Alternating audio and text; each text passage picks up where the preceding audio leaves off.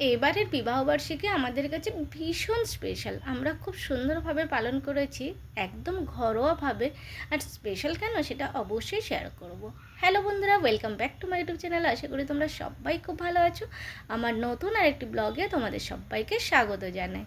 অনেক দিন ধরে ডেলি ব্লগ দেওয়া হচ্ছিল না। আর এবারের বিবাহবার্ষিকী কেন স্পেশাল সেটা একটু ছোট্ট করে বলে নিই। কারণ প্রতিবারই বিবাহবার্ষিকী হলে আমরা বাইরে থাকি, বাইরে আমরা নিজেদের মতন করে একটুখানি পালন করার চেষ্টা করি। আর এবারে ছিল সবার সাথে আমাদের দেখা হয়েছিল। সকালে উঠে বাবা মাকে প্রণাম করা, বড়দের প্রণাম করা, কাকু কাকিমা সবাইকে প্রণাম করে দিন শুরু করা। আর তার সাথে সবার সাথে কোথাও না কোথাও ভালোভাবে আমরা দেখা করে তারপরে আমরা সেলিব্রেশন করেছি। তো প্রথমে আমরা অবশ্যই মন্দিরে গেছি। একদম সকালবেলা উঠে তো সবাইকে প্রণাম করেছি। তারপরে চান টান করে রেডি হয়ে তারপরে আমরা গেছিলাম আমাদের গ্রামের মন্দির ভোলানাথের মন্দিরে পুজো দিতে। এবারের অ্যানিভার্সারিতে একটা গিফটও পেয়েছি। গিফট পেতে সবসময় ভালো লাগে, সেটা ছোট হোক বড় হোক যাই হোক, গিফট গিফটই হয়, পেতে সবসময় ভালো লাগে। কি গিফট পেয়েছি সেটাও তোমাদের সাথে শেয়ার করব। আর আমি যখনই বাড়ি যাই চেষ্টা করি প্রতিবারই একটু ভোলানাথের মন্দিরে গিয়ে পুজো দেওয়া। সববারে অঞ্জলি দেওয়া হয়ে ওঠে না, কিন্তু পুজোটা দিই। এখানে ভোগ লাগানো হয়েছে বলে ওই যেটা কাপড় দিয়ে ঘিরে দিয়েছে, এটা তোমরা সবাই জানো। আমি ঘন্টা বাজাচ্ছিলাম, এখানে সুন্দরভাবে ঘন্টা বাঁধা আছে, তো ঘন্টা বাজাচ্ছিলাম। আর তারপরে আমাদের পুচকুটাও এসছে। পুচকুটা আমাদের সাথে আসতে চাইছিল, তারপরে তার একটু চান টান করে বেরোতে সময় লাগলো, সে পরে এসছে। কিছুতেই মাথায় চন্দন লাগাতে চাইছিল না, তাকে জোর করে এক কথায় চন্দন লাগানো হয়েছে, তাকে বোঝানো হয়েছে, তারপরে সে মোটামুটি চন্দনটা লাগিয়েছে। একসাথে বসে আমিও চন্দন লাগিয়েছি, কিন্তু ছোট করে লাগিয়ে দিয়েছে। তো যাই হোক, আর পুচকুটা জানো তো, তাকে ছেড়ে গেলে সে খুব কান্নাকাটি করে। তার কাছ থেকে একটা প্রমিসের ভিডিও বানিয়েছিলাম তাকে বোঝানোর জন্য, যাতে আমি চলে যাওয়ার সময় বা চলে গেলে সে যেন কান্নাকাটি না করে। দেখো, এমনি সবাইকে ছেড়ে চলে যেতে গেলে তখন তো আমাদের মন খারাপ হয়, আর তারপরে যদি বাচ্চা কান্নাকাটি করে তখন আরও বেশি করে যেন মনটা খারাপ হয়। তো যাই হোক, তাকে বোঝাচ্ছিলাম, তার ভিডিও বানিয়েছিলাম। আর সে একদমই চন্দনের ফোঁটা পড়তে চাইছিল না। এখন তাও যা হোক, বোঝানোর ফলে সে একটু চুপ করে বসে আছে। সুন্দরভাবে আমরা পুজো দিলাম। আর প্রমিসের ভিডিওটাও তোমাদের সাথে ছোট্ট করে শেয়ার করার চেষ্টা করব। কারণ বাচ্চাদেরকে জানো তো, বোঝানোর কাছেই মানে সমস্ত কিছু। তারা তো বোঝে না, আমরা তাদেরকে যেভাবে বোঝাবো সে সেইভাবেই বোঝে। সে কিন্তু প্রতিবারে যখনই কেউ যায় তখনই কান্নাকাটি করে, কিন্তু এবারে বোঝানোর জন্য সে একটুও কান্নাকাটি করেনি। তো আমি চাইছিলাম যাতে সে হাসি মুখে আমাকে বাই বলে।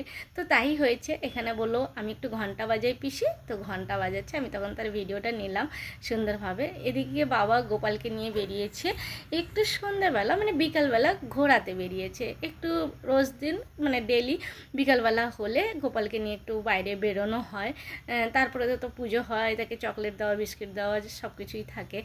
তো সেই জন্য ভাবলাম যে একটু তোমাদের সাথে শেয়ার করি। হ্যাঁ, গোপালটা কিন্তু আমাদের নয়, অন্য কারোর বাড়ির গোপাল আমাদের বাড়িতে রেখেছে। তো যাই হোক, বাবা কিন্তু খুব সুন্দরভাবে রোজ দুবেলা সেবা যত্ন সব কিছুই করা হয়, গোপালের করা হয়। তো যাই হোক, সন্ধ্যাবেলা হ্যাঁ, যেহেতু ঘরোয়াভাবে আমরা সেলিব্রেশন করেছি, তাই ভাবলাম সবার জন্য একটু কিছু খাবার নিয়ে আসি। আমার ইচ্ছে ছিল বিরিয়ানি নিয়ে আসার, কিন্তু যেহেতু নিরামিষের দিন ছিল তাই বিরিয়ানি না নিয়ে এসে নিরামিষে যেটা পাওয়া যায় সেটাই এনেছি। আর তার সাথে একটু প্রসাদও আছে, সিঙ্গাড়া আছে, আর একটু মিষ্টি এনেছি, কাঁচাগোল্লা। কারণ কাঁচাগোল্লা মিষ্টিটা একটু কম থাকে, যেহেতু অনেকেই সুগার পেশেন্ট আছে, তো মিষ্টি খাওয়া বারণ, তাই ভাবলাম কাঁচাগোল্লা নিই, যেটাতে কম মিষ্টি থাকে। আর তার সাথে প্রসাদ তো আছেই, যেটা সকালবেলা পুজো দিতে গেছিলাম সেই প্রসাদ এখনও আছে। তো সবাই মিলে সন্ধ্যাটা খুব সুন্দরভাবে, এই যে সবাইকে দেখা অ্যানিভার্সারির দিন, বিবাহবার্ষিকীর দিন, যেখানে আমরা বাইরে থাকলে একা একা পালন করি, আর এখানে সকালে উঠে বড়দের প্রণাম করা, মা বাবাকে, কাকু কাকিমাকে সবাইকে প্রণাম করা, সবার সাথে দেখা হওয়া, দিদি জামাইবাবু, তারপরে মা বাবা, মানে পরিবারে যতজন আছে সবার সাথে দেখা করায়, এটা সত্যিকারের ভাগ্যের ব্যাপার।